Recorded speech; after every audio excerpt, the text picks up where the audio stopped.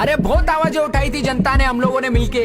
अब finally road तो बना रहे हो पर पाइप डालना भूल मत जाना। आप लोग रोड बनाते हो उसको वापस तोड़ते हो, फिर याद आता है उसमें पाइप डाला ही नहीं है लाला। मैंने सोचा आप लोगों को याद दिला दूं, ओ मालिक आपको याद दिला दूं, ओ मालिक आपको याद दिला दूं। सोचा याद रहेगा तो गाना बना दूं, लेकिन अब की बार पाइप डालना भूल मत जाना। अरे पब्लिक है ना अपनी चैन से सोई है, मैं पब्लिक को जगाने का काम करता हूँ। मुझे प्रॉफिट में धमकी और दुश्मनी मिलती है, फिर भी 24 घंटा में काम करता हूँ। मुझे मालूम है ये पब्लिक बिक जाएगी, करप्शन की सत्ता जीत जाएगी, ये 500 के नोट में पिघल जाएगी। मेरे को मालूम है फिर भी मैं बोल रहा हूँ, इस बार में